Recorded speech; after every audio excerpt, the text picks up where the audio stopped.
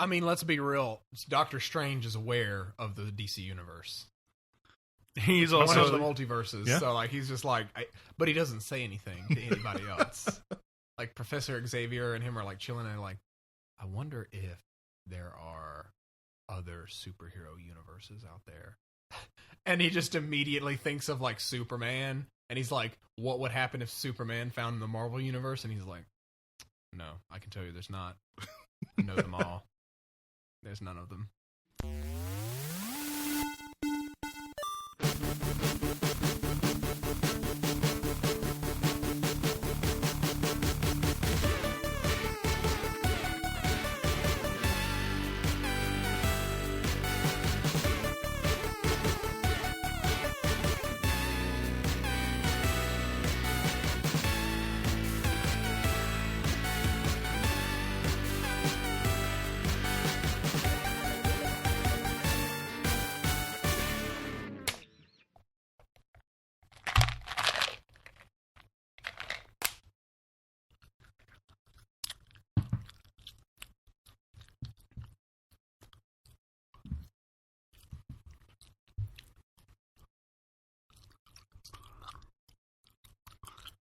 Thanks for that gum, Will. You're welcome. We're going to need it. Because this is episode 56 of the Rocket Punch Cast. Welcome back. I am Seth, joined by Cameron Hello. I and can't. Will. I Yo. can't even today. Listen, get your gum out, get your water, get your tonic water, your ginger ale, whatever the hell you need to coat your throat. Because we're talking about some motherfucking video games into microphones today. Yes. Ladies and gentlemen, this is episode 56 of the Rocket Punch Cast, otherwise known as Horizon Zero Dawn Zelda Switchcast. I can't even words today. We're not talking about what we're playing this week. That's implied. That's implied. The only decision we have to make as a team here is what we're going to talk about first. Horizon or Zelda? I think we should go in the order in which they were released. So that being said, I think we should start with Horizon. Horizon's an okay game made by an okay studio. It's a great first venture into that, but definitely Halo Wars 2 is a better game, right? From the Xbox fanboy's mouth himself. No one on if you're listening to this on audio, you can't see me steering daggers. No, Right now, please, Cameron, take us through the journey of Horizon. I mean, we can jump in. First off, and definitely want to make sure everyone here has played Horizon. About how far has everybody gotten into? Do we know?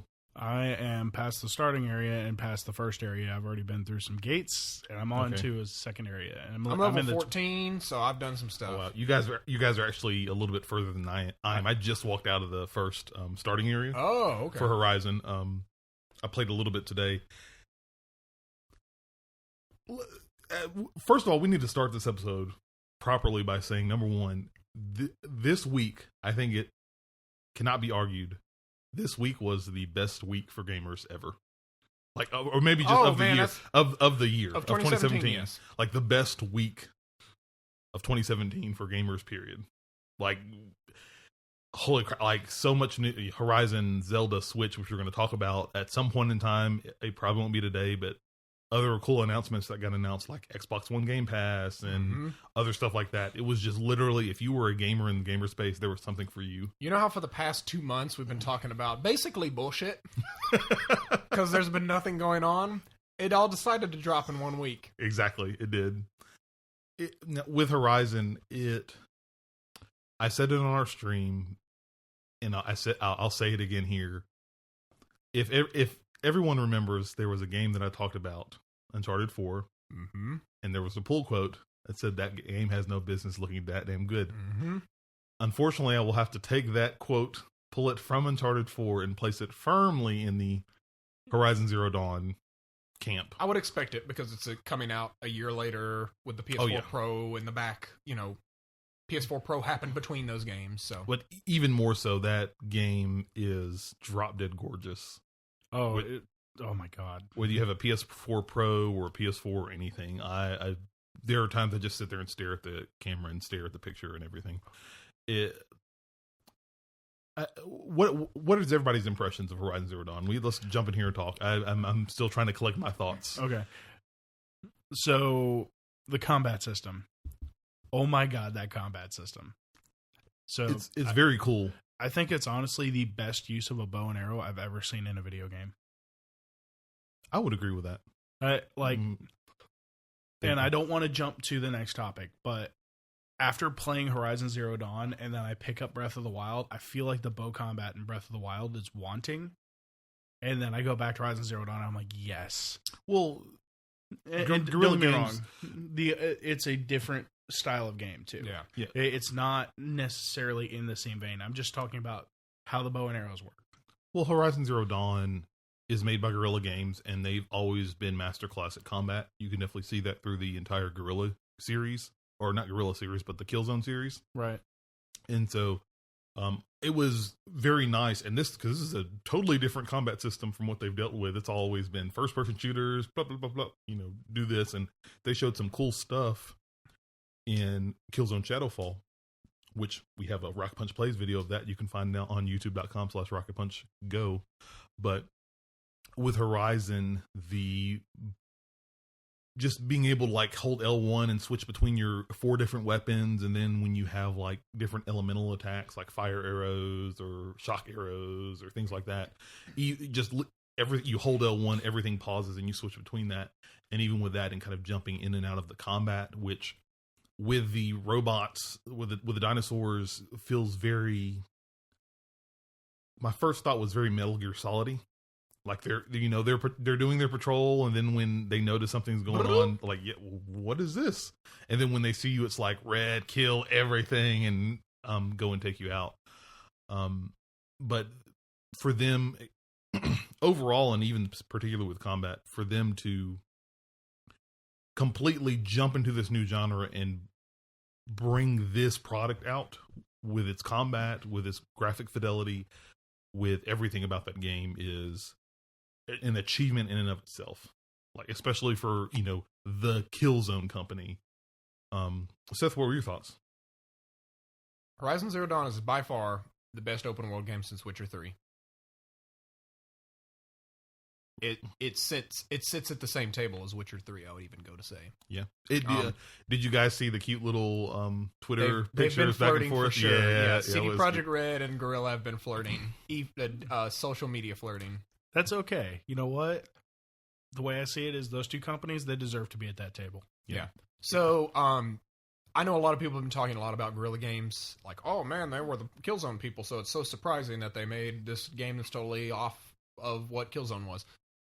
This is a perfect example of first-party studios needing to understand that they need to let I feel like Xbox needs to learn from this in a certain way, like letting your studios breathe. And we talked a little bit about this last week, but like letting your first-party studios explore new territories, it lets stuff like this happen.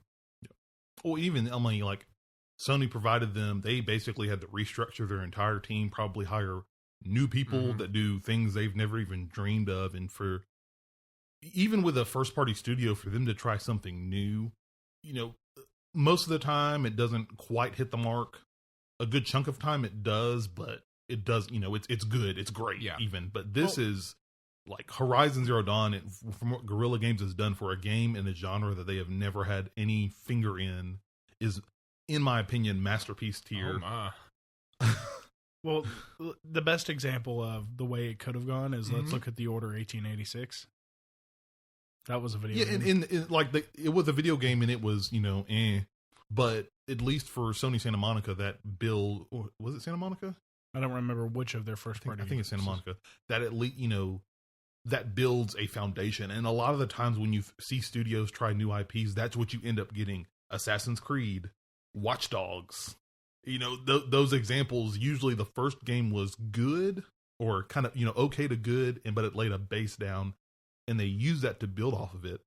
I shudder to think what we're going to get for Horizon Zero Dawn 2 in like the next couple of years, because like there is no doubt that is like a sequel is coming. Horizon Dawn, Single Dawn, Dawn 1. That's going to confuse everyone. Everyone's going to get confused. But it in my opinion as well, and I'm a big Uncharted fan. I love Uncharted. I've had way too much fun, especially with Uncharted 4 last year.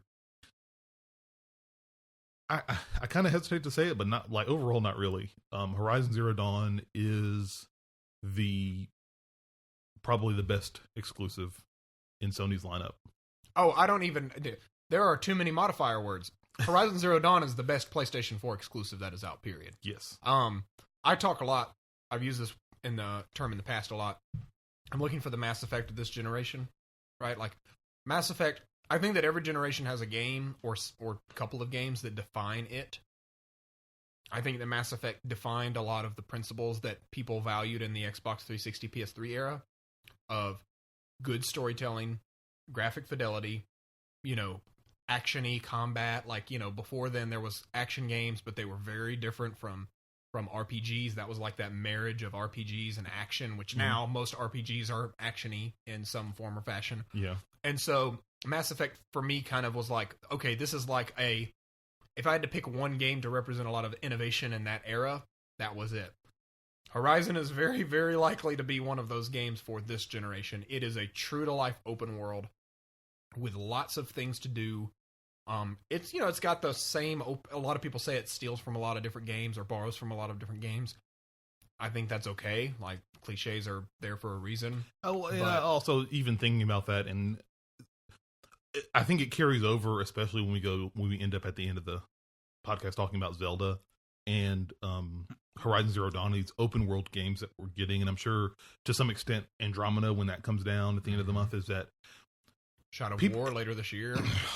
We haven't even. Oh my god! It was a great week to be a gamer. It's 2015 all over again. It's 2015 all over again. There's gonna be 4 open world games. You're not gonna be able to finish. Well, you're never gonna beat 3 of them. You're gonna power play through one of them because you're so tired of not beating the other 3. But just talking about the open world and what people are all like. There are some people out there in the inner space that is just, oh my god, this game, I don't like this open world game because it doesn't innovate or doesn't do these crazy new things with the open world. But that's not, you have to think for this week, we have, I'm jumping the gun, we have one game that takes a predefined notion and a formula that we're used to and completely changes it. It's not the same genre of game that you've experienced. Yeah. And then you have another game that is a completely new open world from a developer that has never done anything other than first-person shooters, and it's in a completely different world. You've never seen any world. Like, robot dinosaur. Oh, there's a big old saber-toothed tiger coming down to chomp my head off. And so like the notion of like, oh, open world games suck because they don't innovate enough. I think that's complete crap, complete garbage. You do want to innovate and push where you can, and I think open world games to some extent they're getting very popular. They have, I think for gamers, there's a sense of value with them. Well, you draw your own value, and I think that's why they are so popular. Some people like the stealth approach. Some people like the action approach. And I used to kind of cram that down our throat, like Deus Ex style, where it's like, you go in guns a-blazing or stealth. But, like, let's be real, it's a stealth game. Whereas now, like, you could play this game however the hell you want to. But I'm derailing off of Horizon, and I feel bad. I'm sorry. Open world philosophy. Yeah, that's a topic for another day. We've got too much to talk about. For a volume of binders. But for Horizon Zero Dawn, like the robots, now I have only dealt with the Watchers and the Grazers and the Striders. Oh, the little babies. Okay, and of course you try not to do spoilers, but you fight one type of enemy as you're leaving the main area there. But the enemy design and especially dealing with the robots is so cool, so different. Like having to take different approaches using your Aloy's focus to scan the enemies. Like, okay, that tank is weak to fire. Let me get my fire arrows out. Ping it real quick, and they're looking around like, what's happening? And all you're just waiting for is huge explosion, or explosion. Dude, just wait until you have to focus on tear damage. Oh yeah, see, like you guys are further than I am, so I just hit level 10 before I got in the car and came over here. Yeah, I want to talk a little bit about some specifics in Horizon because we've been very top down so far. Yeah, let's go. One of the things that drew me to The Witcher specifically was the idea of learning how the world works and then learning, basically taking that knowledge to heart and then using it when it makes sense. So like The Witcher, statute of limitations on Witcher spoilers is over. The first Griffin fight is a boss fight of sorts, right? Yep. That is not the only Griffin you will run into. Griffins are all over the place. What they're doing is they're teaching you the lessons of, especially when you're at a lower level, you have to prepare with your poisons. You have to prepare with your potions and things that you have to buff yourself, debuff your enemies in a way that makes sense. So that way, and knowing what to use, right? Like knowing which abilities to use and what poisons to use. Horizon does the same thing. It introduces this new character and it's like, whoa, this is a boss. It's going to really wreck your shit. Like, you better be careful.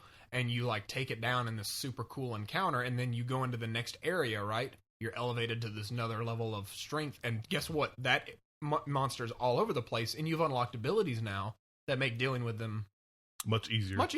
Yep. Like the sawtooths are a perfect example. Like, there's an intense encounter with those, but then I'm in an area now where if I sneak up on a sawtooth, I can basically deal with it. Like, I don't even have to fight it if I'm careful.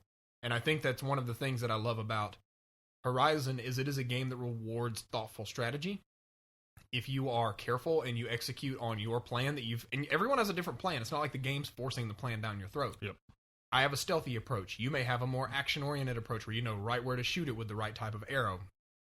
Elemental arrows, that's cute. Whatever. Come over here. I want to insta-kill you. That's the thing that's how my game works. But you have that freedom, right?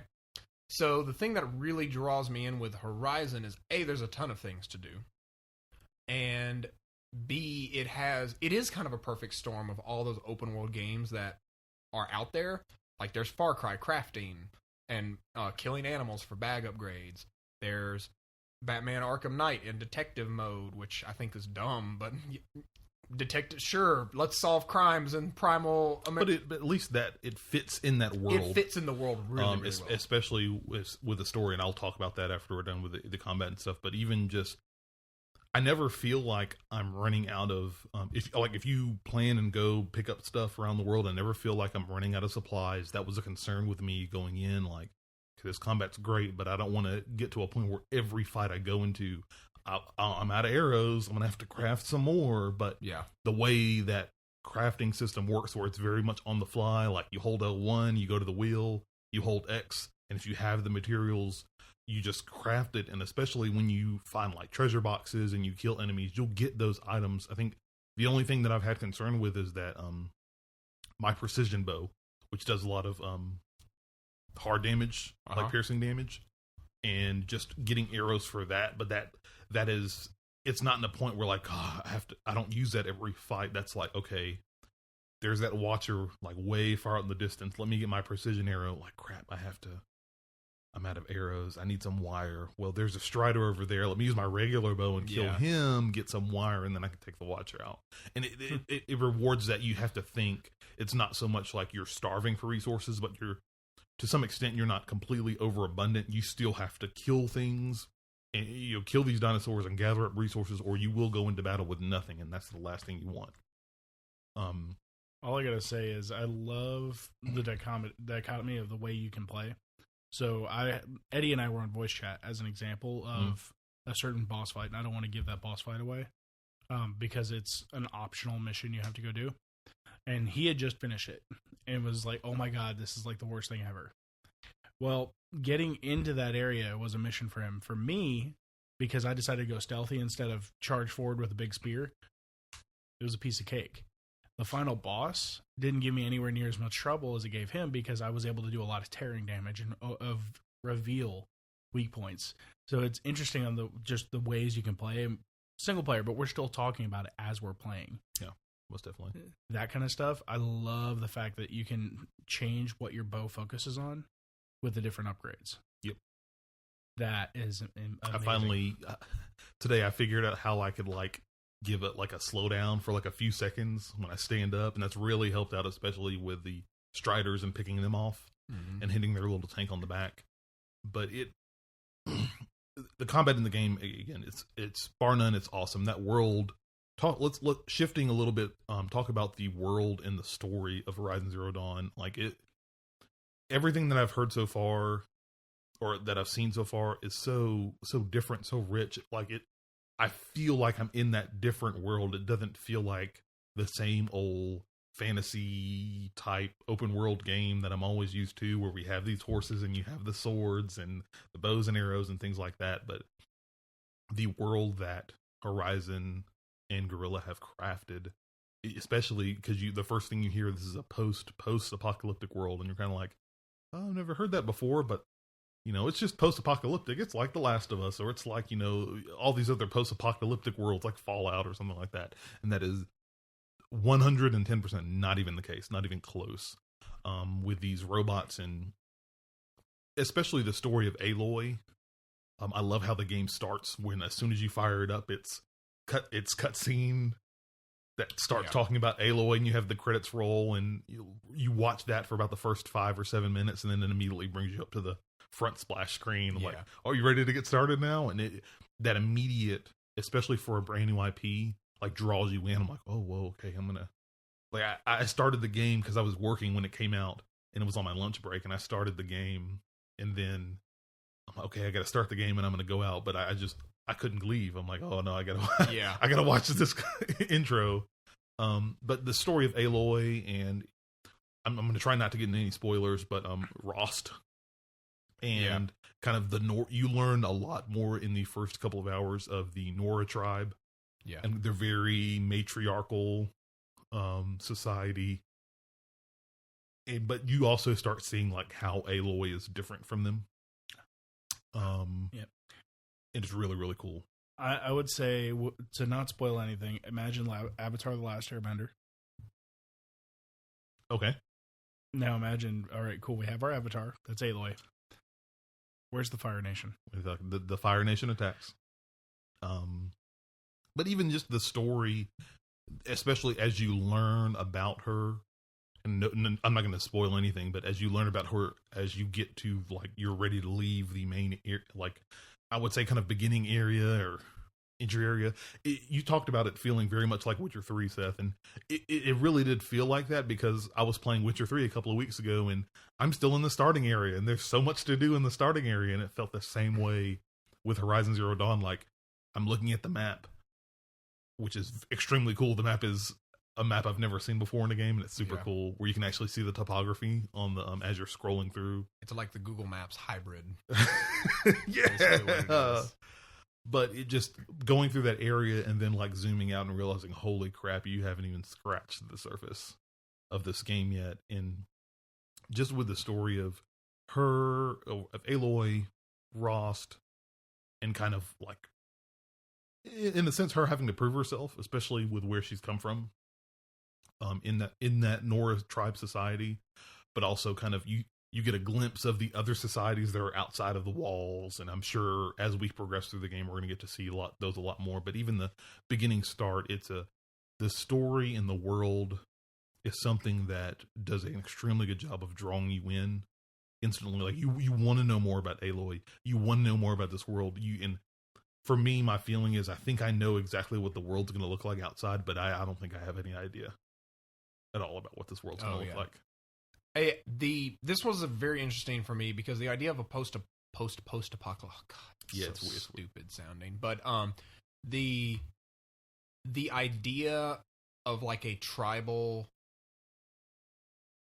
culture thing, like futuristic tribal, like cyberpunk tribal, doesn't appeal to me much at all. Like and so I was a little bit concerned as to how invested I could get in it.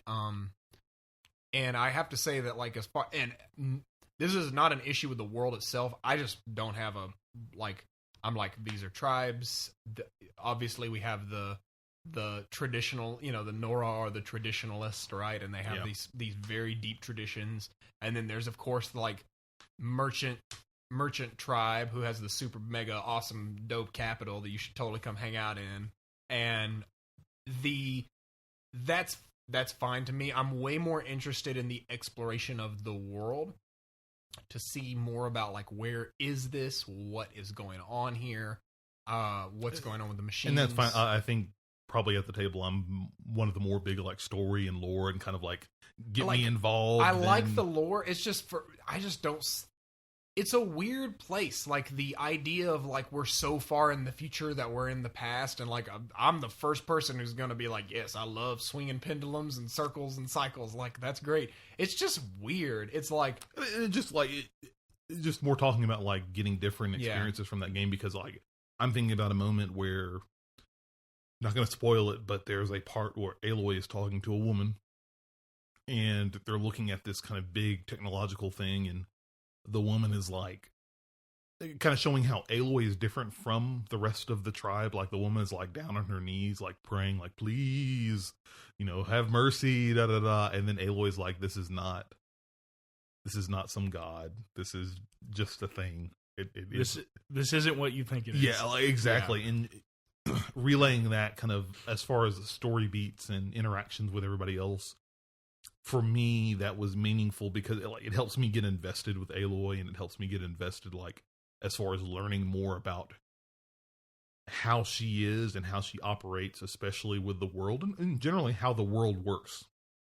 More so, like, what do I expect? And I love that insight and that world building for me as far as playing through the game. But you're more about exploring it, because she has no place in the world. She has no place in the world, and for all intents and purposes, she has no reason to appreciate anything in it, because she's been basically like, and this is revealed within the first 5 seconds of the game, so I have no hesitation. Like, she is basically shunned as through most of her life, right? Yeah, and so the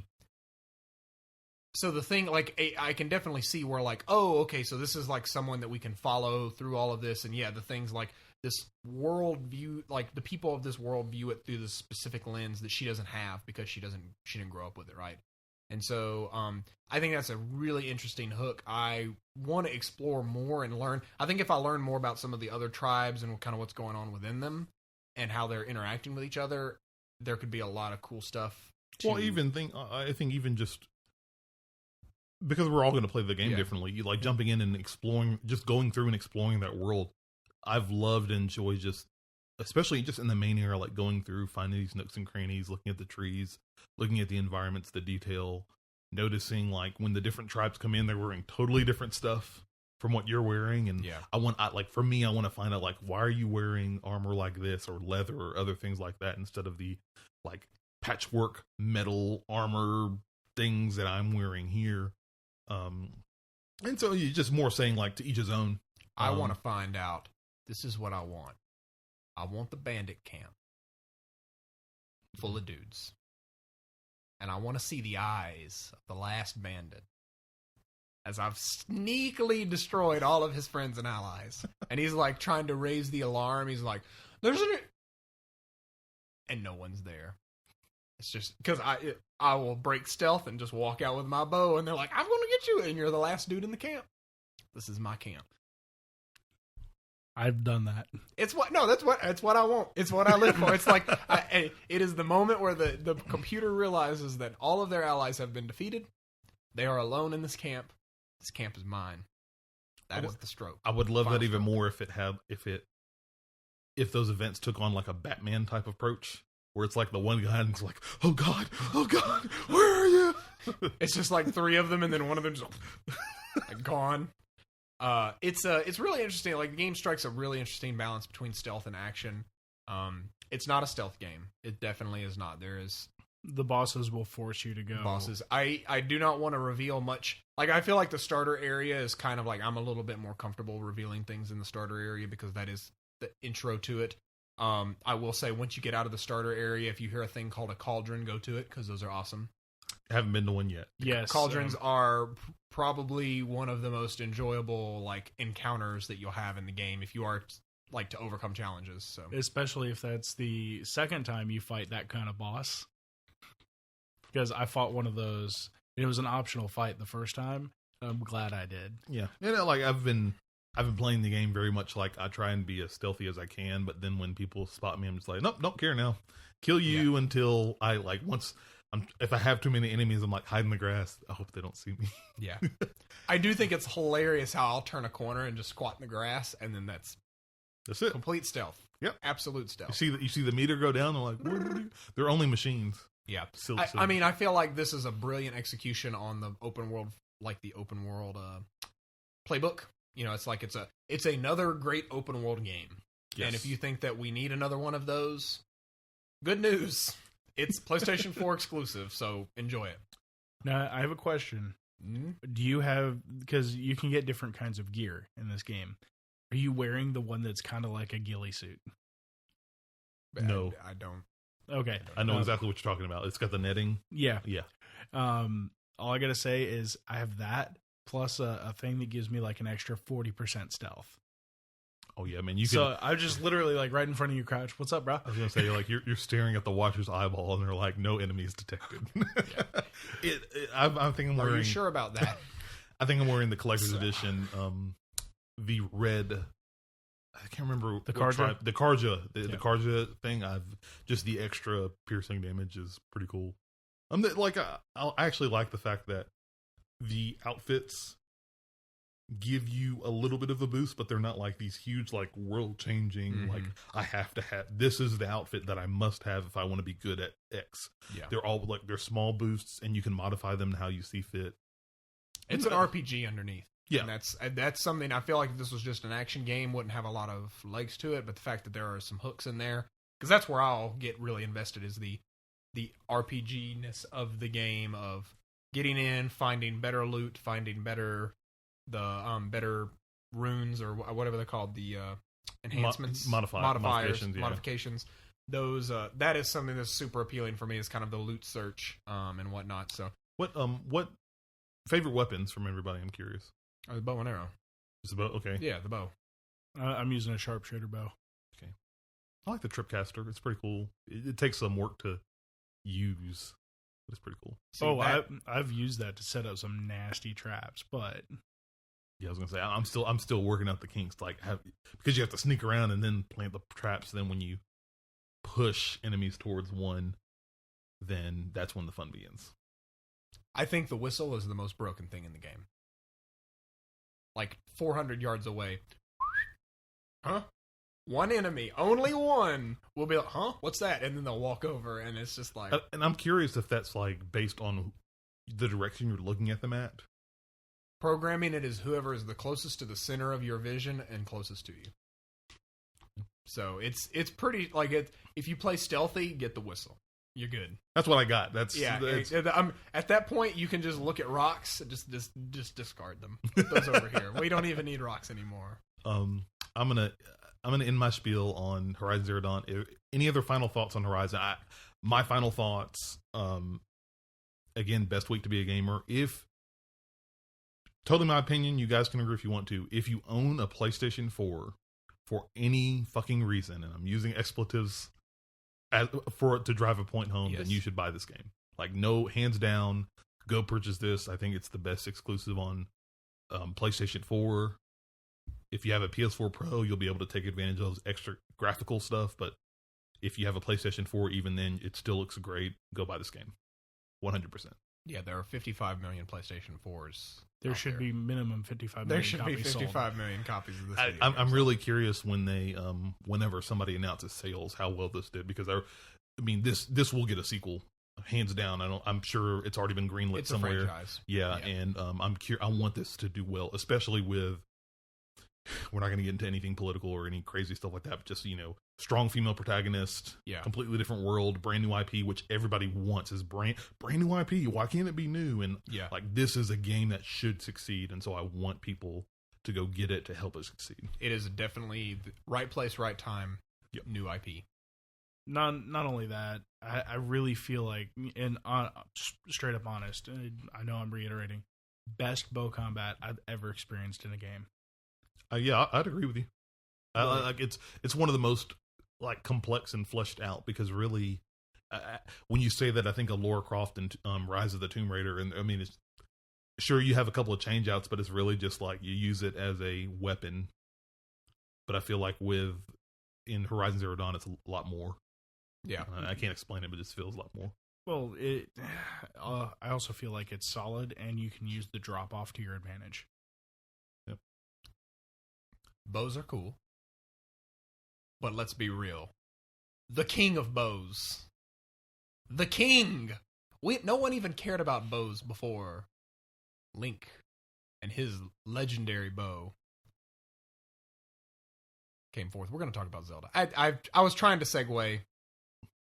Are we talking about Switch first, or are we talking about Zelda? I want you to know I'm holding in my hand a Nintendo console, the Nintendo Switch. It's time to talk about the Switch first. Then we're going to talk about Zelda. See, and now the setup should have just been, okay, we've talked about Horizon. Now it's time to switch over to the Nintendo Switch. There you go. Thank you, Cameron, for salvaging that. It is I hate you both so much. Just, I want you to know that. I promise I will not snap every time we say the word Switch. He won't. I might. Every time we say Switch. If we're going to talk about that, all I have to say, No, I'm Will, not turn it playing on. I will laser beams. They're charged. I'm not playing it, Seth. I want to just illustrate something. Oh, he's actually gonna like the little. It makes that sound every time.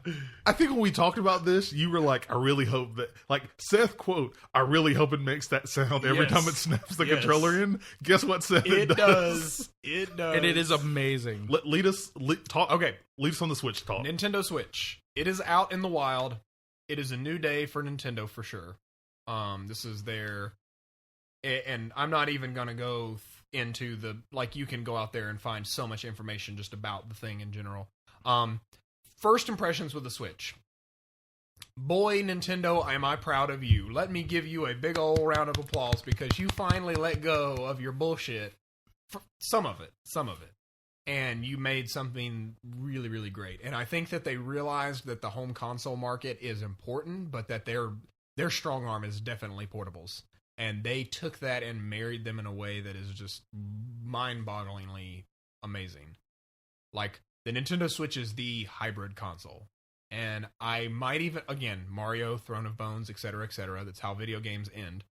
But I feel like this is... I'm not going to say anything stupid like, well, this is the future of consoles, because people want their giant black death box that runs everything at the maximum frame rates possible.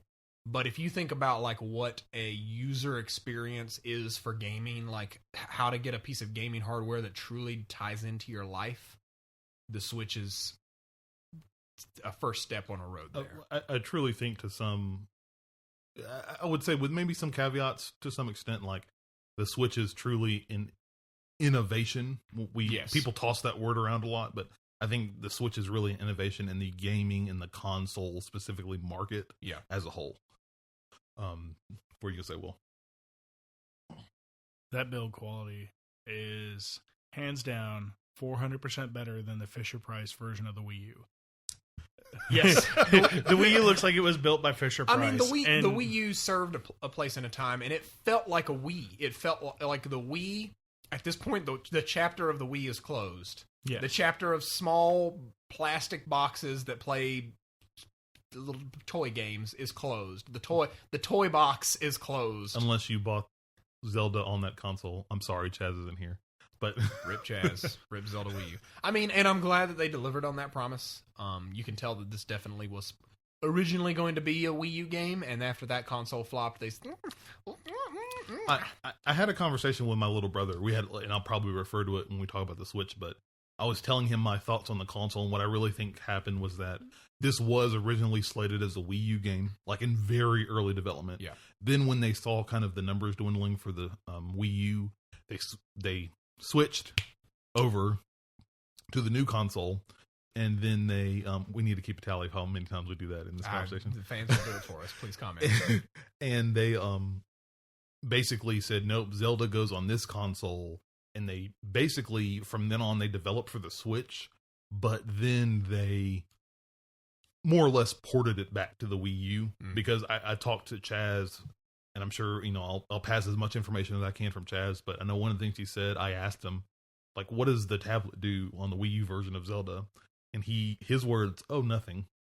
All you do is you see a button that says, click here to go to tablet mode. Yeah. And that's it. Surprise. I want to talk about specifically this. You had mentioned build quality on that. The Switch is I didn't know this. I couldn't tell this. The Switch is made of metal. It is made of aluminum. So that is a huge, huge plus. When was the last time a console was made? Like, it felt like it was made from metal. Was there ever? No. I can tell you that the frame on the PS4 and the Xbox One are metal. They just have plastic covers. Oh yeah. But but the thing with the Switch feels sturdy. The Switch feels solid. It doesn't feel like you're just holding a Wii U gamepad. Yeah. In your hand, most definitely. Yeah, it's. I have some thoughts on the Switch. Let me have a spiel. Let me have a spiel on the Switch. So, a lot of people, the first question that you often ask is, should I buy the Switch? My reply to people has been so far, if you want to play Legend of Zelda Breath of the Wild in the best way possible, yes, you should buy the Switch. That is right now, and that's a different conversation as to whether or not one game can sell a console. But if you want to play, we'll get to this eventually, probably one of the best Zelda games of all time, you need to, and you want to play it on, everywhere. The thing it was made to be played on, you need to get a Switch. That being said, the Switch is about my instinct is to say 6 months. I'm going to actually say it's about a year early. And they went ahead and released it with what is a pretty bare bones set of features. Like, this thing doesn't do much outside of play Zelda right now. And there's a handful of other games, but they did, they literally day one patched in the eShop. Yep. There's a lot of system back end, and I am someone who very much values systems. Like, the platform itself is as important to me as the games. And the idea of just, here's some pull things. You save games cannot be transferred. Micro SD, once it is in there, it cannot be moved to another one. So, like, you have to basically reformat the micro SD if you want to use it on another Switch. There's only one Nintendo account per device. So if you sign in on mine, like, it has multi-user support, which is great. So, like, if you sign in on mine and you sign in with your Nintendo account to do Nintendo online things, and you decide that you want to sign in on yours, you have to deauthorize on mine and then sign in on yours. So the cloud saving dream is nowhere near completion. PlayStation 4 does that, I think. When I play, like, you could still sign in, and like you could sign in on my PlayStation 4 and play Horizon Zero Dawn on your save. If you don't have, like, if you wanted to play Zelda on my Switch, you couldn't do it. Yeah, there's no type of, like, cloud save. Hope that comes. That's really and I feel like it is coming. I just feel like they wanted to get the Switch. Like, Nintendo wanted to do the 6-month turnaround. Another conversation I had with my brother about it, because, like, my brother called me. I sent him a picture of the Switch, and he called me like, I have to ask so many questions that we were on the phone for like an hour. And I think I've talked to everyone at this table about it too. My opinions on it, I think that I would probably say it's 6 to 9 months. I wouldn't necessarily say a year, but I think that kind of the news and stuff and really the news all focused a lot on, like, this isn't coming. No virtual console support. Yeah. You only one Nintendo account, SD cards. But that being said, I've got a follow-up point to that. That being said, the system is very simple to use. There's not a lot of bullcrap on it, and I kind of appreciate that. Like, it's when you boot it up, it's the list of games, and Microsoft, it's time to talk. It's time to talk. You've been playing for years to try and figure out how to fucking make a dashboard for a video game. Just give up and fucking do the horizontal line of video games and then menus below it and menus above it, and just be done with this charade that you have created for yourself. You're trying to flip it. Just do it. Everyone else's user interface isn't that hard. You just find what works and do it. Well, also, to be fair on this, I love the minimalist approach. I can choose light color scheme or dark color scheme. Well, like the menus in the software are minimalistic. Now, that whether that's by design or just from the fact of kind of the console and what it is coming out now, I really think that, in my opinion, I think Nintendo wanted the Switch to come out now because of Legend of Zelda Breath of the Wild.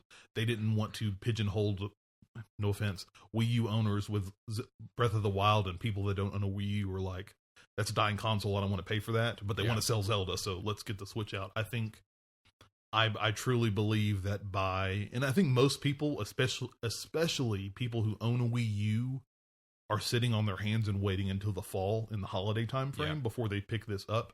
That is my opinion. It may be an unpopular one, but my opinion is that it's their prerogative. some people just don't have $360 to shell out for Zelda and the Wii and the Switch. But I do know that, honestly, I feel like those people, when they do get the Switch, they're going to go ahead and purchase Breath of the Wild anyway. Yeah. And I think, like, Breath of the Wild is the last game for Wii U. Like, there's not even a question. There might be some lingering small indie games, but that's the last game. And I understand for those you two are Wii U owners. Yep. I'm sure you understand more than I do, like people trying to get more value out of that console. But for me, as a person who didn't get the Wii U, I was like, if I'm getting Zelda, why would I get the Wii U? The biggest thing that frustrates me now, I really just want everything from Wii U on, like everything that matters on the Switch. That's what I want to. I want, like, the only reason I would get a Wii U would be to play Wind Waker again. Wind Waker HD, Super Mario Maker. We're getting the Splatoon. Splatoon 2 is fine. Don't need to port Splatoon. We're getting the Mario Kart, and then we're getting Smash. Those are mainstays. Smash will be brought I'm over. not even concerned that those aren't going to be there. Yeah. I'm talking about like the unique games, like a lot. Like Wind Waker's a big one for me. Yeah. Like I wish I would have had that. I would like all the Virtual Console titles to be brought over. You can purchase them once more from the Virtual Console. I would like them to link them to my Nintendo account so I can just re-download them like every other. I think Virtual Console is coming. I'm sure it is. I'm sure it will. I just don't want to have to rebuy all my Virtual Console purchases again. I feel like they're going to say one more time. Like, this is the time where they'll be like, once you buy Super Mario, you'll never have to buy it again, but they're going to... And then I won't buy it again because I still have my Wii U. I'm not playing that game. I feel like, especially, this is a little bit newer Nintendo, and I like kind of the direction they're heading. I have hope, and I don't think it'll be a surprise if they do go the route of, like, link all your games to your Nintendo Network ID, because you can take your Network ID and link it to your Nintendo account. And like, okay, let's go ahead and sync that up. You have those games. Guess what? You can download them on your Switch. Mm-hmm. It's more of like a fingers crossed. I really hope they do that because I would like to play Super Metroid, Super Mario World on the Nintendo Switch, like right out of the gate. I really do think that it's coming. I think that in the next 2 to 3 years, we will see the Switch flourish into probably one of the best like mobile consoles. And I think that if Sony decides to do portable again, like, I don't know if they will, but this console will very heavily influence the approach that they take to portability, and not like the PS Vita is a pure portable console. I think that anybody does anything portable from now on, it is going to tie in as a hybrid device.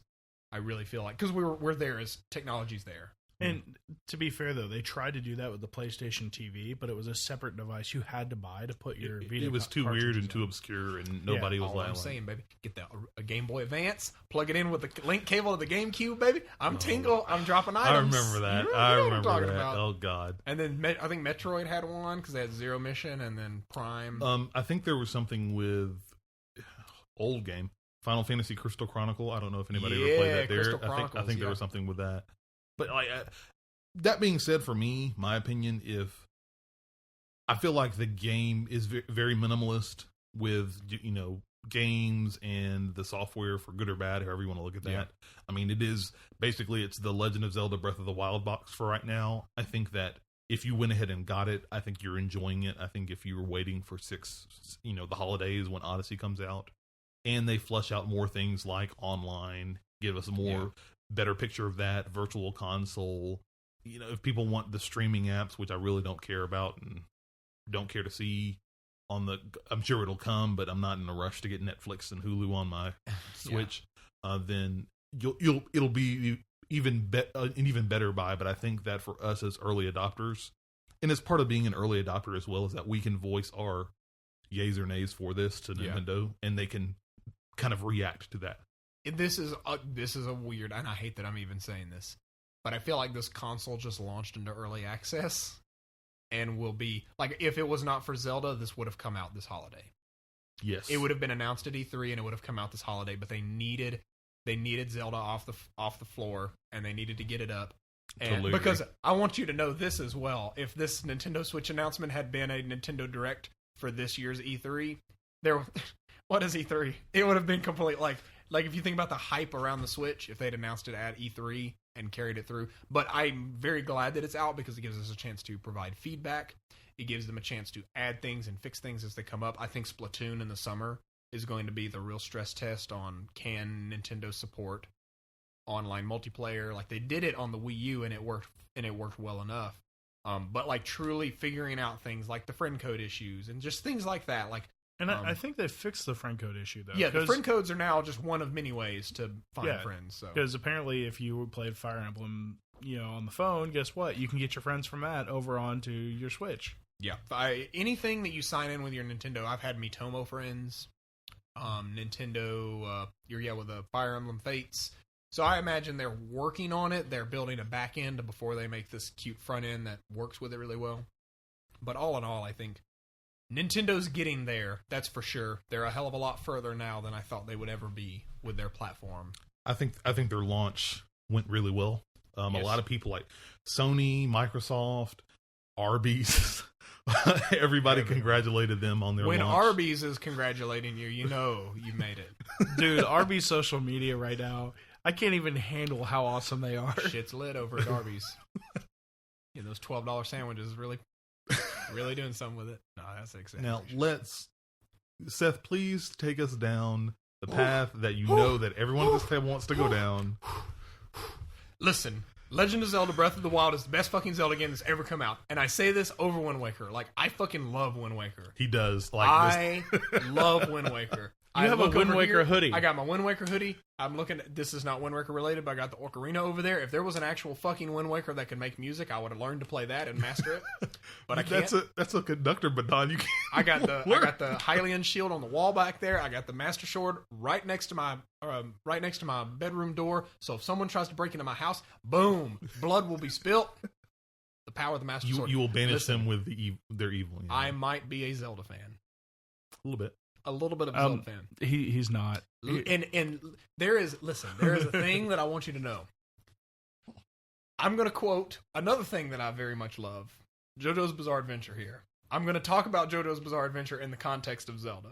So, if you're a fan of JoJo's, you watch part 1 and 2, right? You got all this like sun karate is basically what I call it to people that don't know what it is.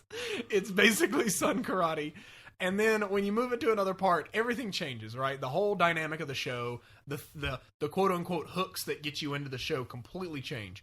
And someone described it to me once, like watching JoJo's is like watching the life of an artist, because an artist will be really hooked into something, right? And that will reflect in their art, and then all of a sudden it will just completely pivot and change because of some major life event, right? Someone important to them may pass, something great may happen to them, and that changes the tone of their art. They went in, they built the Hall of Zelda, right? The Hall of Zelda. They got look at this. We got the dungeons, right? Got the hook shot. You got all these things. Everything is here. Everything is Zelda. And they walked in and they said, all right, it's time to make the next Zelda. What parts do we have to work with here? And they basically just pulled the lever and just dropped the floor out, and all of that went down into the death pit below. And then the floor came back up. And they're like, all right, let's build a new one. This is like a brand new, this is the Ocarina of Time of our generation. Of Zelda. Yeah, of our generation. Wait. Okay. Yeah, okay. So, okay. I'm following. For this console generation. Yeah, Zelda 1, OG Zelda, right? Oh, it's, explore the world, shoot pixels and things. Great, awesome. Let's be real. Link to the Past was the best fucking Zelda game to ever come out, ever, period. That is an opinion? That is a fact. That game. See, you're wrong because Breath of the Wild exists. Let's list all of the issues with A Link to the Past. Literally nothing, though. Moving on. Then they basically played with other 2D Zeldas, and they were like, oh, maybe other 2D Zeldas can be good. No, nothing's going to beat that. Then they said, okay, well, we've already made the perfect video game, so now we have to do something different because we can't make anything better than A Link to the Past. So they decided to make Ocarina of Time, which is the best, which is a pretty good Zelda game of all time, which is an okay Zelda game when I'm not locking on to bats that are fucking 40 yards away from me. That's fine. I'm fine. That's called getting good. But go ahead. But what it did is that laid the path. I feel like the reason Ocarina of Time was so well received is it created a fake open world of sorts. It was the technological limitations of the time prevented us from having a true open world. But Hyrule Field is. I mean, the game itself was. You could consider it open world because you basically. Yeah. I mean. It's open world in a very much sense, not 100% like you go anywhere and there's no loading screens, but very much like Tomb Raider. Yeah. Rise of the Tomb Raider. It's and like stuff you're like that. in these sections, these pods that you kind of go These through. little But sandboxes. that's why it did so well, is it was like this huge, open, vast world. You'd walk into town, and just like in, The Village in A Link to the Past, you'd walk into town and talk to all these kooky villagers and do all these weird side quests and do all this stuff. All of that, every single bit of that was thrown out for Breath of the Wild, and I can't respect them more for it. Breath of the Wild is like, It's not unlike. Collect your Yeah, thoughts. For I mean, a I'm second. trying. Take a second. For me, Breath of the Wild, and again, I was telling my brother this entire story. Like, it's the most different Zelda game we've had in a very, very long time. Like, I'm sitting here playing the game, and I'm like, I always remember you talked about like the Zelda museum, and then dropping the floor down. Yeah. Like, you've always thought about Zelda games as, okay, you're a young boy or something like that, and you're, there's this event that starts you on, you have to do this, what you think is not too crazy of a task, and it leads you down this like very larger scale like thing, and now you find out that you are chosen by destiny and you must go save the princess from Ganon, or you must go do this task. You go collect all these MacGuffins, spiritual stones, whatever you want to call them. I got to do things, rocks. And something that other, and then you basically you think you're done, and you get to that point in the story where big twist, everything shifts, and now you must go and get more MacGuffins and more dungeons. And I'm not trying to say it is a bad thing, and I am referencing off Ocarina of Time. But other games, a lot of other don't Zelda... worry, you can say Triforce Shards just as well. So that's, I was like, a lot of Zelda games do that, and then like you get all your MacGuffins, and you go for the final battle with Ganon. With Zelda Breath of the Wild, for me, Link awakes from his chamber, you put on some clothes, you walk out the door. That's it. Go. Get good. Go forth. By the way, I found things on the plateau because I found all the chests and did all the things.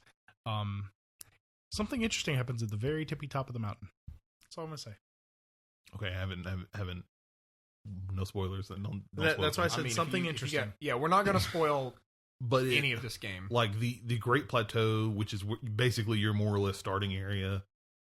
My thoughts on the game, like I remember going through that and like, of course, looking at the maps, like, man, wow, this is a really big world, and like zooming out, like, wow, this is a really big. In the way my brain like connect, like all the areas that are directly connected to the Great Plateau, those little islands, those are land masses. Then you have some other like water, big battles of water, and then like 4 hours later, I look at the map again as I'm going into this area. I'm like, wait, I can't go in here. This is where the map cuts out. There's this big wall here. And I walk through the doors. I'm like, wait a second. Look at the map again. I'm like, wait, this is way bigger. I thought it was, holy crap, in my mind. Like Tim and Eric, like zoom out further. It doesn't end. Everything about this game, Seth, very much what you talked about, at least for me, is it's not like any other Zelda game you've played before. It's a breath of fresh air. I'm going to need you to switch off those buttons. Of course. You can get fire, like, you don't have to do a dungeon to get fire arrows and bomb arrows and other stuff like that. If you can kill this enemy, guess what? This chest opens. You got fire arrows now. If you if you go down here, you find the treasure chest, guess what? You might have this completely OP weapon that you'll be able to use for a good couple of levels, or until it breaks. Yeah. Before it's basically done. I have a lot more to say. Yeah. Did you collect your thoughts? Yeah. Now back to me. I will say that of everything that Zelda has ever done, this game retains just enough to make it a Zelda game. Like, it's, Link is here. There's a boy and the princess and there's Ganon. A boy and a princess and the dumbest name I have ever heard. Calamity Ganon. I mean, to be fair, look at that castle and tell me that's not a calamity. I mean, it is, but it's just like, what? That's like saying evil Ganondorf. Watch out, this is bad Ganondorf.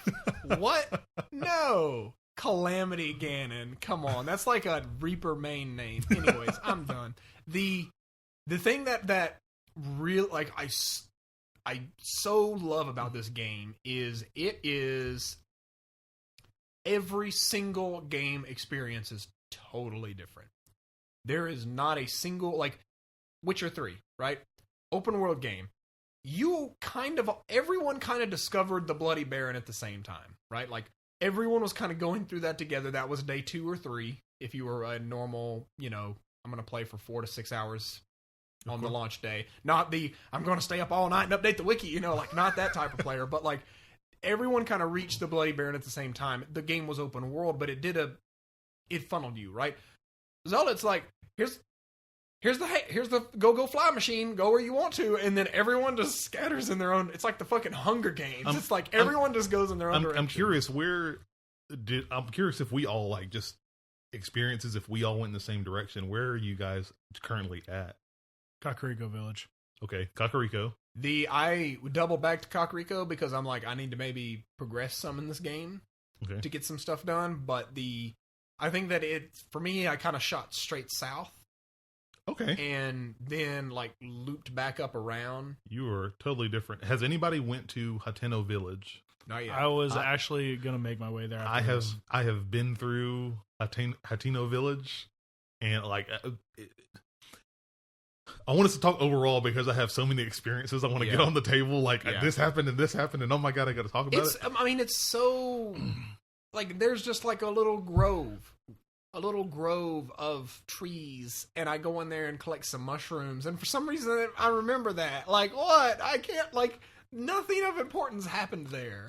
Also, the sounds of when you succeed in cooking are supreme. Let's fucking talk about cooking. Cooking is fucking awesome, and I don't know why it's awesome for me in this game, but just, like, finding, like, learning about monster parts and, making elixirs and then foods and stuff and looking at the different foods, and depending on what you put in there, you'll get like attack defense boosts or speed boost or stealth boost. And it like the sound when you succeed, like dun dun dun, dun, dun, dun, and like you're like yeah, or when it's like brum, brum, and it's just like black and it's blurred, the food is blurred out, and even with like Link's reactions when depending on what he eats. Like, if it's a kebab, he'll actually eat it like a kebab. If it's, like, rice cakes, he puts his mouth on it. Cooking is weirdly fun, and it actually makes sense. It's not, straying away from the Zelda paradigm, it's not, like, all about potions. I got to get the red potion for hearts and the blue potion for magic. And it's not about that. It's like, you have to go hunt in the wild and get raw meat and get this stuff to make that food. So when you're getting wrecked by these high level guys, which I did, and like I ran into one so ran into one motherfucker, dude. He like literally took me out. There was a place I found I called it Death Plateau. It was like a ridge, and it was only death awaits those who enter that place. I found if we giggled about it, the fairy fountain. I haven't found that yet. The Great Fairy Fountain? Nope. Okay. I found a Great Fairy, but not the fountain. It's in Kakariko. Yes. If you haven't been to Kakariko Village, then it's in there. But there's a back exit, and I went down the back exit, and I ended up in like Leneru in a different area, and it was really cool. I found another shrine. There was these like basically like this water and this bridge like thing next to a cliff, and you're running across these little cobblestone bridge, and I got to the end, and funny enough, there's this gate, and I'm on my horse, and I stop for a second, I'm like, oh, there's the peppers, and I look up, and I'm like, what is that in the distance?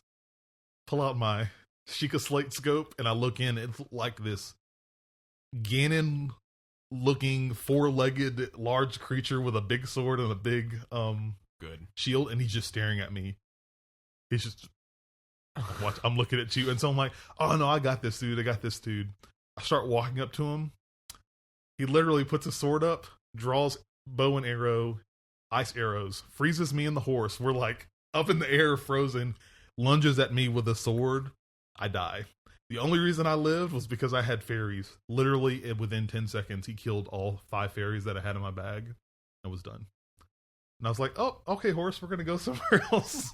We're going to leave this area. Yeah. And But like those are your areas where basically you need to, until you're higher level. This phrase pops into my head, and everybody's gonna laugh, but it's like that's the check your privilege area. Like, oh, you think you're cool? Yeah. It's like no, you're not ready yet.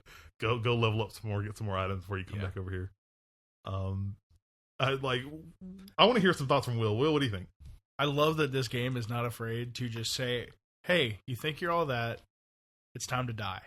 Over and over and over again. It does not care. It took a lesson from Dark Souls, and I think it did it for the best. I died from a cliff. I thought I had enough stamina.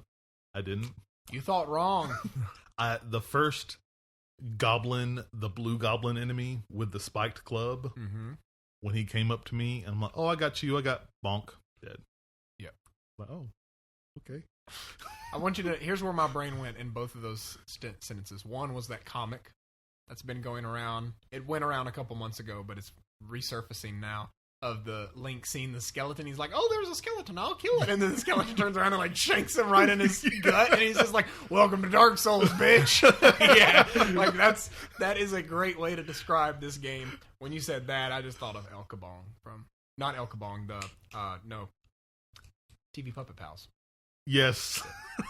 Hey, what do you get when Link tries to get past me? A bonk on the head. Basically what happened. Yeah, like you'll get one hit. You'll get one hit. And the heart containers do not flow freely. They you have to eat to regain hearts. And the way they have gated progression on like the way you get more health and more stamina, that's okay, we're not gonna spoil that part. We're not gonna spoil that. But it's not traditional like what you, again, like a Zelda paradigm has been thrown out. Yep. Like and it's one of those things where like they introduce these new mechanics where you make choices on everything, and it's not like this, Mass Effect 3, what color do you want? But like literally, like here's a hang glider, go do stuff. Another experience I had, and this was really a wow moment for me. It's in the actually two, if I could speak to two moments, because it actually connects to each other. We have one moment per person. God damn it! But it's oh god. Yeah. I'll try not to spoil too much, but before you can leave the Great Plateau, everybody knows about shrines. They've seen them at least heard about them at some point. There are a couple of shrines on there, and one of them you go to, and I'm sure we all know it's on Mount Helia. It's very cold up there. In the cold, yes. And me learning like, oh, it's cold. Okay, now I understand what the preview said. This cold, I'm going to die if I don't get down from here. So I run down, and then actually going through this one particular area, and you find this wooden house, and you read this diary, and you learn about this food that if you make it, you can get cold resistance buff. Mm-hmm. But even more so was the fact of like, apparently in the diary the recipe hadn't been finished yet, and it's Zelda, and I know it's like kids can play this game, but it's like, this is meat and seafood spicy fry, and I need meat and I need spicy pepper, but what's the last ingredient that I need? I don't know. It's seafood. Surprise. Yeah. Spoiler. And so like me realizing, oh, well, maybe if I kill, like, and I didn't know 100%. It could have been shrimp or something else because I didn't know what's in the game. So I'm like, well, let me kill this fish, and then let me see if I do these events. And sure enough, I presented this food, I made this food, and I was able to get, because I gave this guy the recipe, I got the doublet, the warm doublet, which was the little, basically the clothes you can put on you and you have cold resistance now. I did not even know that was in the fucking video game. So guess what? I got the doublet a different way. Oh, there's another way to get the doublet. And so that's awesome. Someone I talked to was like, just munch on peppers. I didn't even know. I forgot cooking was in the game. Like I cooked my first recipe like last night.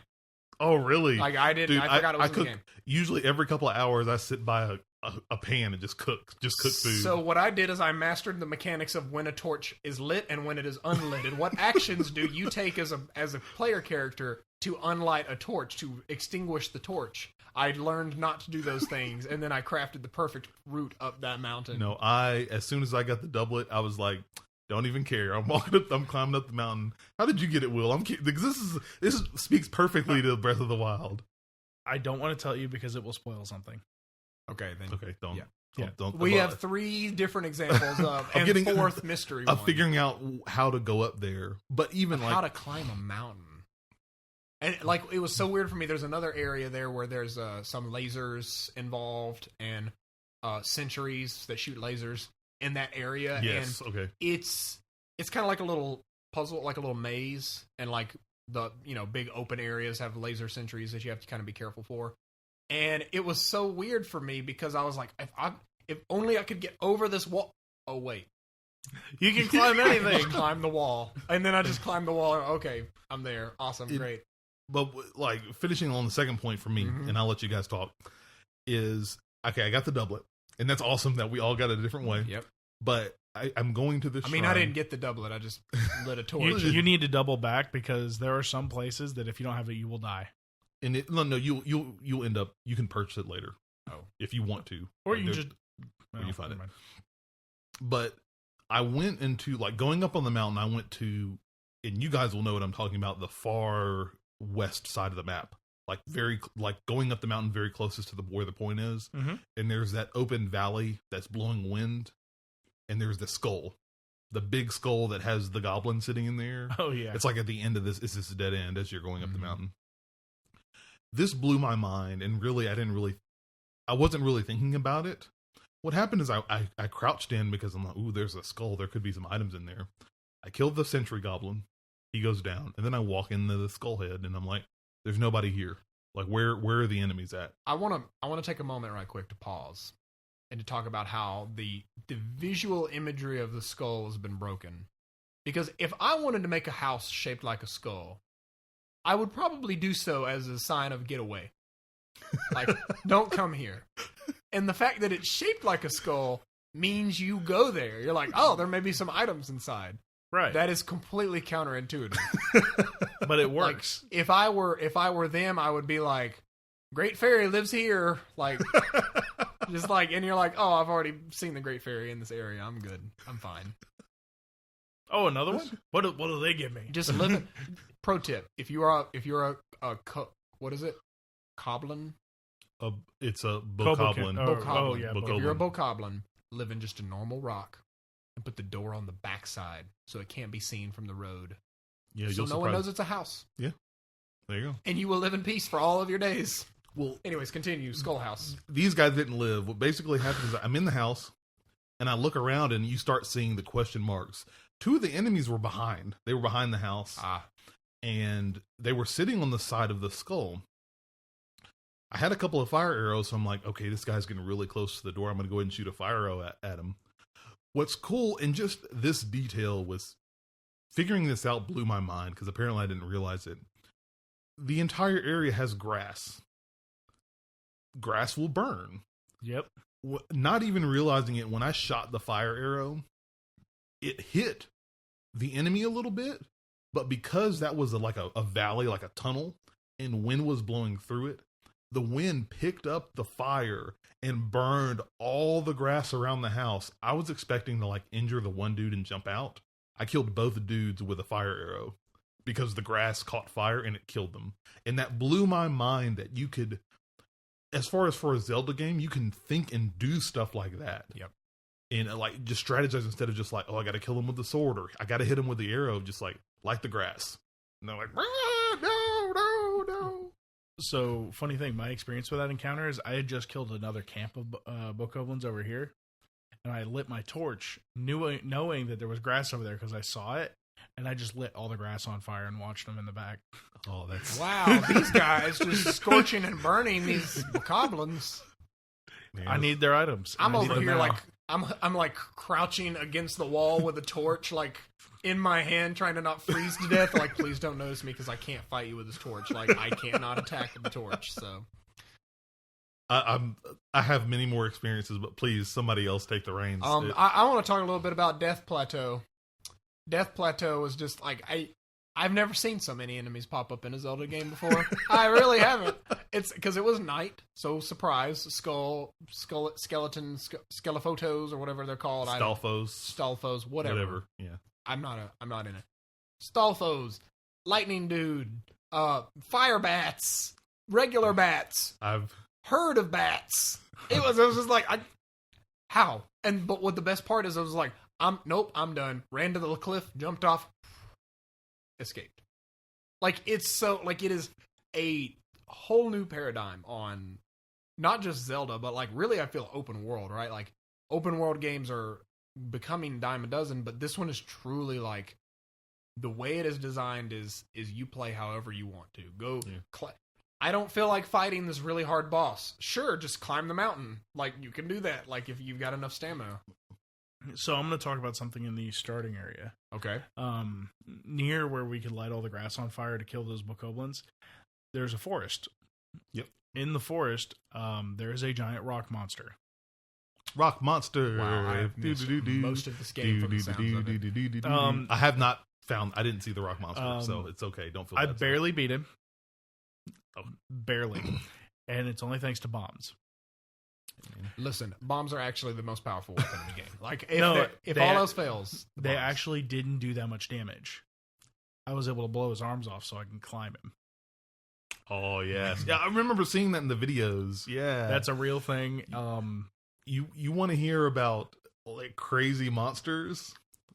In one area near Hatino Village, or actually, I think near Kakariko, there is this island with these trees in this forest. I ended up on this island at night, and there is this blue-like creature with these feather wings, and I'm like, what the hell is are that? you talking about, like, this game's treasure goblin? I don't know. I just went, I walked up to it, and as I'm walking to it, there's this open area in this rock that the little blue thing is, like, hiding in front of, and then I just stop.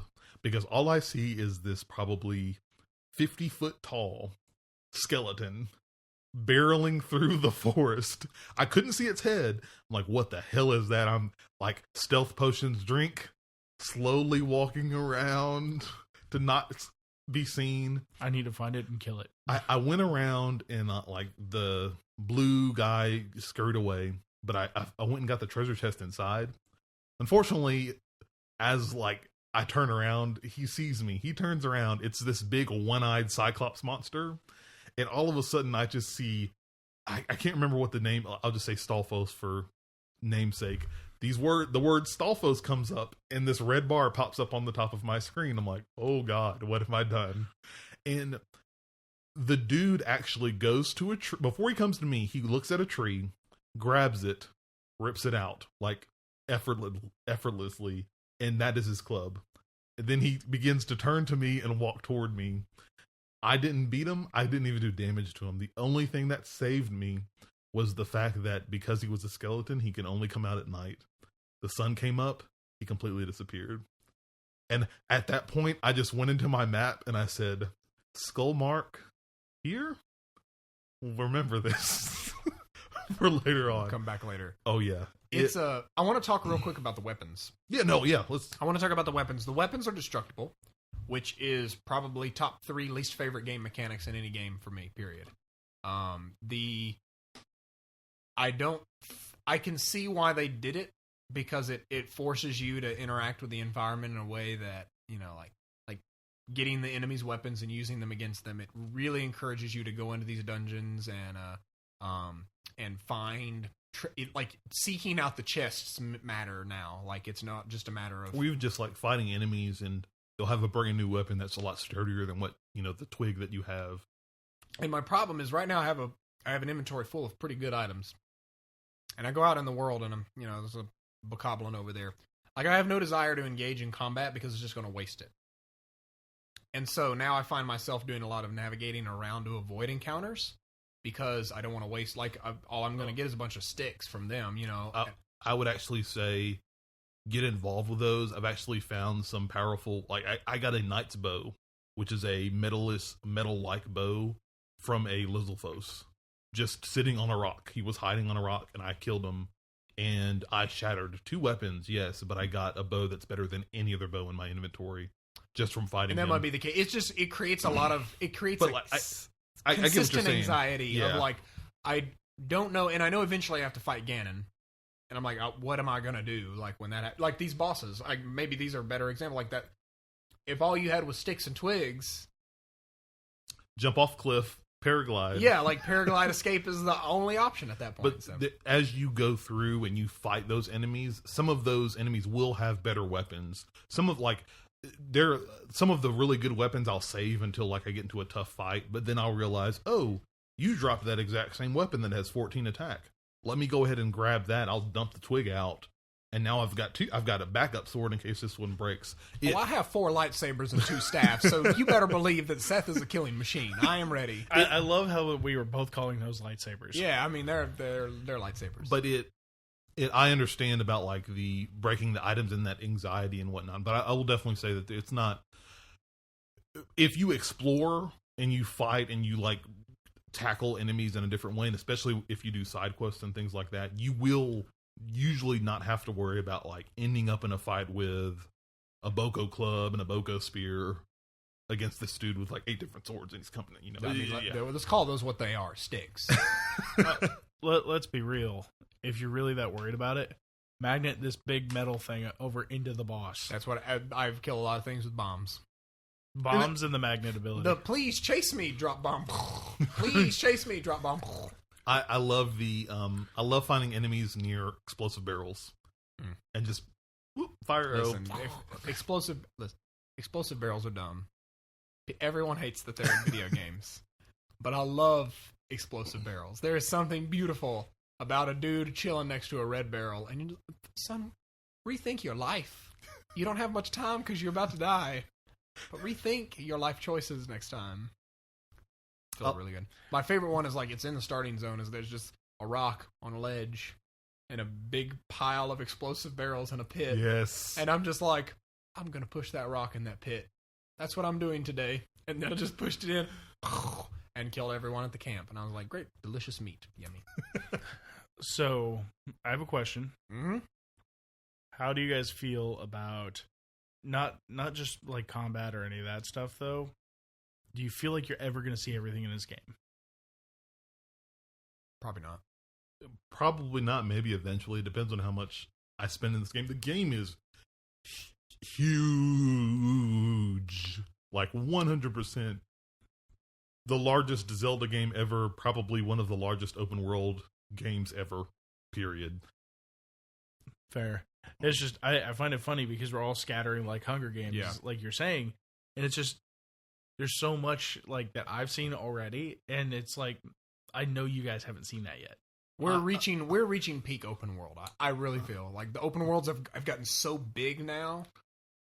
Like I've seen a fraction of GTA, I've seen a fraction of Witcher, I've seen a fraction of Metal Gear. It's like it feels frustrating. Witcher's probably the main culprit. There's so much to do in that. You could play in the starting area for literally days. Like not even a question. I have another question to ask. Okay. This moment scared the hell out of me, and it's a weird thing in a Zelda game.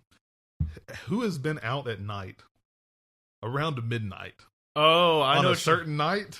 Yes, you know what I'm talking about. I don't know. Oh, I want to talk about it, but I really don't want to spoil it. No, don't bring it up. When it happens, you'll know. Yes. Let me just tell you. You'll be like, "This is what Cam meant." You and I need to talk off mic later. And it was and this is this is where my anxiety comes from. These types of games, I would say that 80% of what we talked about at this table, I have not experienced. Like, I have not experienced, and I don't know. And it makes me wonder if I'm doing something wrong or you're not. Like, you're just experiencing it your way. I didn't find. I mean, I've basically not cooked anything. I used fire arrows to start fires, and that's one of the big things about open world games, and even like talking about a Zelda game is that I'm sure there are some people listening that didn't even go to Kakariko or go to Hateno Village. They went, okay, I'm going to these other areas. I'm going to do these other things. It's an open world game. Like I didn't catch a horse for a super long time. I haven't even caught one yet. Yes, I I've been climbing over mountains and using the paraglide. I caught one just on the sheer fact that the world was so big and I was tired. I'm tired of walking. I want to ride a horse. I'm on a horse. I was literally the Old Spice dude. Is like, look at me, I'm on a horse. The learning some of the cooking stuff. I learned how to make rice cakes. I like in real life. I'm a big cooker, so I'm always like, oh, there's a pot with fire on it. Let me cook some stuff. So there is this here's to us ignorance. There's a method to the cooking. A testament to my own ignorance. All I've done so far is cook individual ingredients. So there's apparently multiple. Oh, yeah. You can put up to five items. I discovered that. I was like, oh, now I can make super spicy roasted peppers. But now there's like recipe combinations that I'm going to give one away, and this is an easy one. Honey and apples. Son of a bitch. I haven't even done that. Holy crap. I think that all of our listeners at home can take away that this game has a billion different outcomes and opportunities. I will say, I want us to talk about what is the most weirded out we've been, because it's very non-traditional to a Zelda game. I'm going to share mine first. Okay. The most weirded out I have been was seeing the new quest. Like a new quest dialogue in a Zelda game. It was very unsettling, and I'm still not used to it. I'm still not used to quests, and like there's always been quests, right? You've always had quests, but they've never been like in a quest log. It's like, you have the chicken. Boy, someone in the village would probably like this chicken, and you go trade it for something, and then you get the Bigoron sword. Like, that's what a quest has always been, but the fact that it's like, go to this spot on the map and talk to Impa. That is the thing, right? Like, that is weird to me. Mine would be, it may sound weird, but the fact of going down that path, okay, I gotta go to the next point, the next main part, but then like completely getting sidetracked. And it was almost intentional, but like, oh, there's some cool stuff over here. I'm just gonna hunt over here. I'm gonna go further.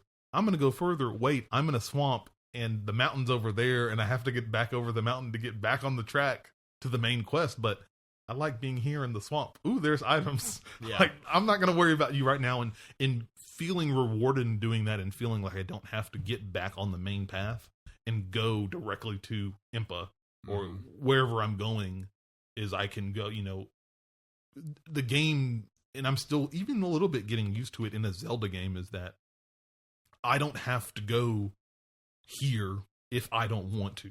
The game, as far as open world goes, I feel Breath of the Wild, and it's sort of weirding me out, but I'm getting used to it, is the fact that I think it's one of the most open world games ever, where I'm not if you wanted to, and you're a fool of a two, if you wanted to, you could go out and go straight to Ganon. If you so chose, you could go knock on the door and say, hey, what's up, man?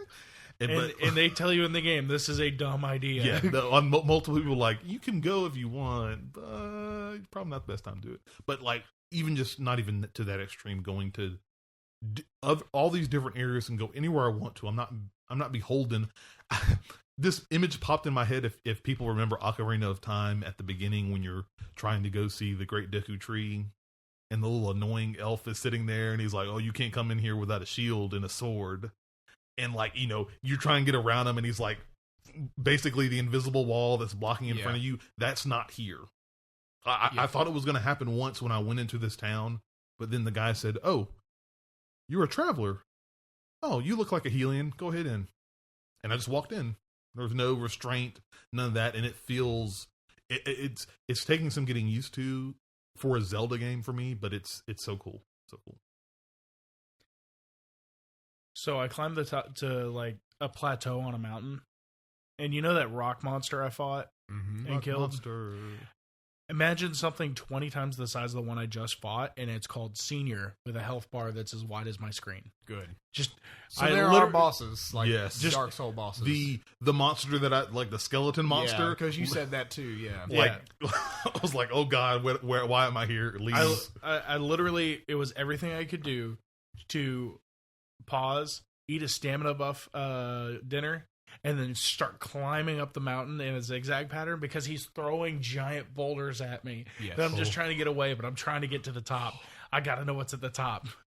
There was no way I could have beat him. He literally was just like, health bar is my screen, and I can do chip damage of like 1 millimeter. He said, "Oh, hey, Will, check your privilege. Boulder throw." Yeah. And I'm like, There, my privilege is not checked. Eat stamina food, keep going.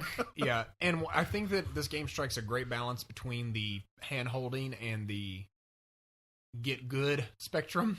Basically, like yes, there's a quest system which makes you think, oh, it's just a bunch of pop-ups and dialogues, which there are some of those. Like, but there are also moments where I think Zelda's always done a great job of like dropping things early on that really help you later on.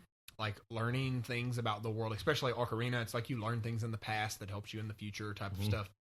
I was just walking. There was a dude on a horse riding down the street, and I was like, I'll talk to him, see what's up. He's like, hey man, you should stay away from the castle because it's been wrecked and shit. But I know a secret passage in if you want to get in. And I was like, what? He's like, yeah, if you want to get in without having to fight a bunch of dudes. I haven't run into this. What? He's like, I've heard rumor. Now he's like, I don't know that it's real, but I've heard rumors that there's a secret passage around a general area. I haven't heard this. And nothing updates on your quest. You don't get any type of record of this in your menus. He just says it and you got to remember it. You remember it? And it's just like, I was like, boy, we Zelda now, baby. We have to talk. Come a long way since fucking We have to Bird talk. Riders. I thought about the fucking bomb bowling. some of the people that you run into. I have to look at Will because I think you've probably run into these people. Have you run into these people? In what manner? They're I don't want to spoil it. They have masks and they're red. No. And they do ninja type moves. No, I've not. Oh my god! Oh my god! That weirded me. Oh god! I'm holding this in. I don't want to spoil it for you, but that is completely not Zelda. Also, things that weirded me out. You want to know another thing that's weirded me out? What? People are talking. Yes, there's proper like dialogue and Like, there's no people are talking. You don't get to pick your name at the start of the Zelda game. It's just you are Link. Yep. Here you go. And that I was like, oh, okay. It's so there's. I know we're going a little over on time here, but this is a big week. Yes. So like, bear with us, folks. There's one more thing that I want to talk about now. I feel like Zelda has put a marker. This is a milestone for Zelda as a franchise. What happens moving forward with Zelda? Is this like a paradigm shift forever on that? Like the idea of like, you don't name your own character. That's huge. Like Link is now canon. Like Link was kind of sort of canon, but Link was never really canon. Link was the name that was auto entered in when you started. It's the like, game. and it's just like this type of culture around it. Now Link is there. It's like Link is a character. People say your name. People hello, say Link. You respond to them with words like that, and you don't speak, but like you are picking from these selections and you're having conversations with people outside of yes, no. Do you want me to repeat that? Fucking leave that on yes by default. Game design 101. Anyways, the thing that like I want to think about is like, where does Zelda go from here, right? How does this change the landscape of, and I was going to say handheld Zeldas, but rip. No, I think there will still be. You know what this is? This is the green ending of Mass Effect 3.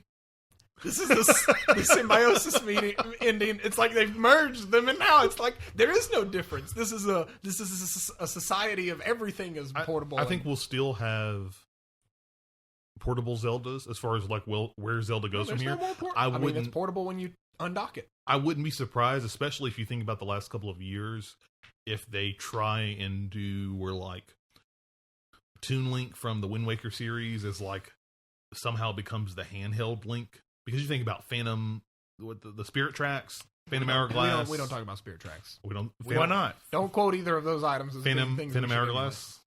We're done with that. All right. I mean, the Triforce Heroes. Triforce Heroes is all right. Or Four Swords.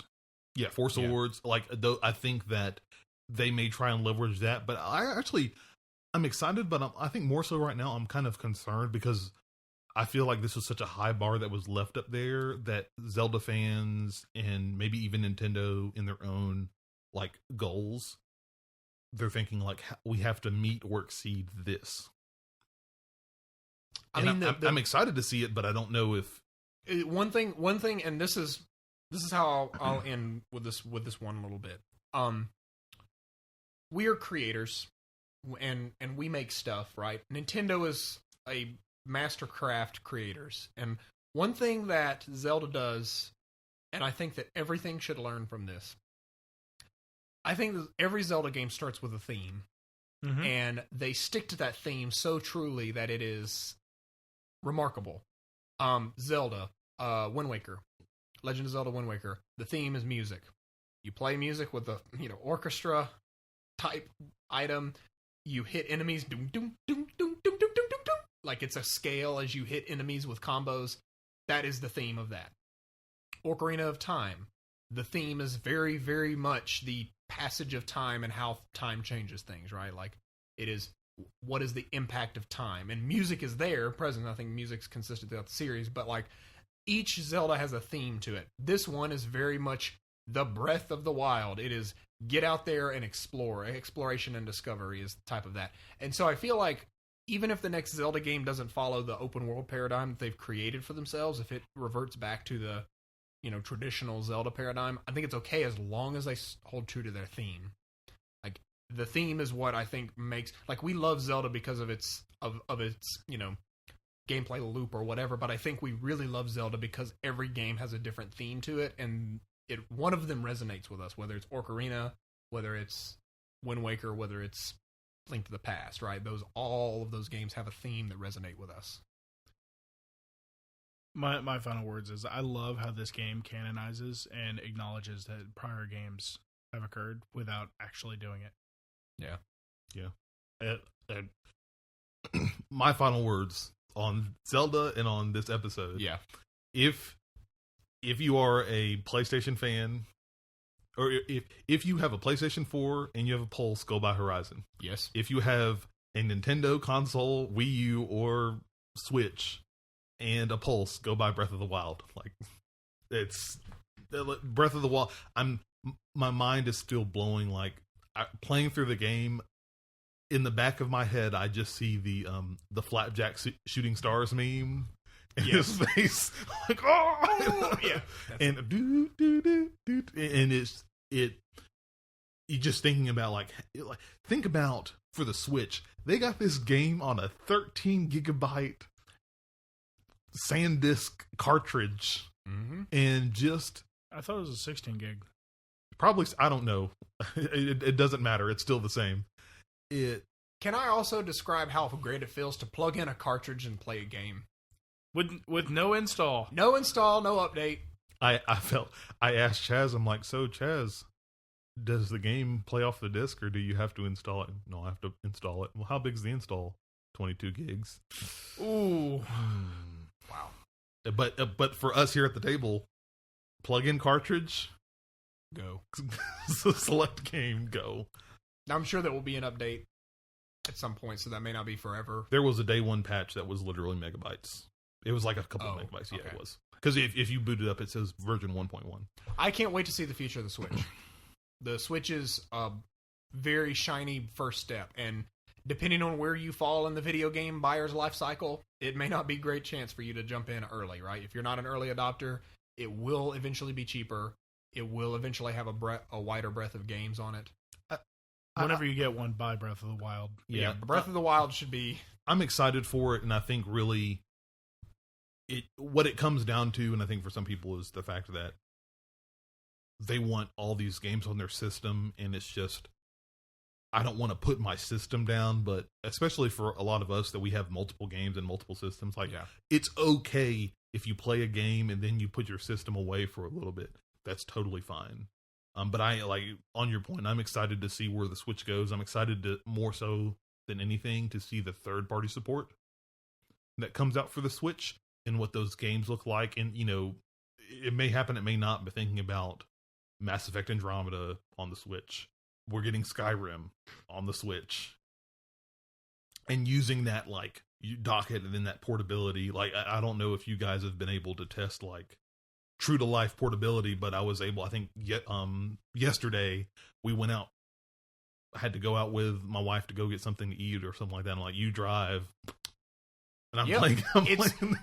You hear it, you hear the feature, like, oh, you take it with you, but once you actually do it, you're like, what? my wife wanted to watch TV, and so I'm like, well, okay, pull it off there, and I go in the bedroom and I'm playing in handheld mode while she's watching some Netflix garbage. Good thing we were not recording. Oh, no, wait. no. Oh, well, good thing she doesn't listen. It's fine. I just give her the cliff notes. That's fine. So, somebody's going to tell her, hey, you should listen to episode 56. 56, it's really great. Speaking of which, thank you so much for joining us for episode 56. We kept you a little longer today, but I think this was the week for longer episodes, that's for sure. I mean, we could go probably another hour. And it's not going to be the end of that conversation. Zelda will be coming back in big ways. Horizon is here. As Eddard Stark sits on the mountain, Mass Effect is coming. You know, like, it's March, people. It's March. We were not prepared. Still not prepared. I mean, Nier Automata, which apparently is getting really good reviews, of goes course it is. Wildlands. Of course it is, because that's how it works. But anyways, that's fine. It's fine. I'm not spoiling. The coming up for the next couple of weeks, we're going to be talking about video games like all the time. Like, there is going to be new games coming out, so definitely make sure you keep tuning in. You can get all the latest Rocket Punch stuff at rocketpunchgo.com. We have some great archives of our live streams for Horizon and Legend of Zelda. So if you like to watch big chunks of video games and us talk about things live, and me talk about how creepy the old man is, and how he just wants you to sit next to the wheels.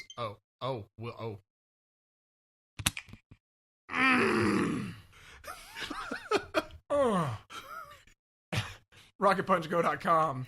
Going there is almost as satisfying as that switch click, for sure.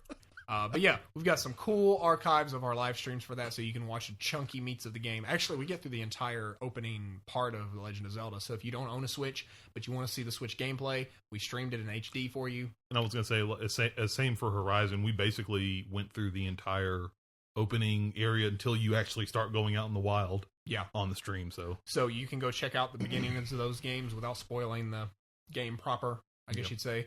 So definitely go check that out. Patreon.com/RocketPunch is the best way that you can support us. And honestly, we've been growing in patrons. We're super, super humbled by that.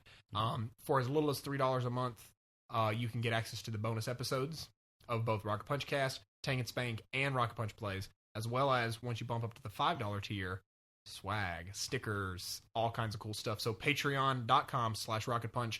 We would really appreciate it if you head over there. You can give as little as $1, but getting to $3 or $5 will get you bonus stuff that you can't get anywhere else. Beyond that, it has been an awesome episode. Thank you so much for joining us. This is a wrap on episode 56 of the Rocket Punch Cast. Thank you so much, and until next time, farewell.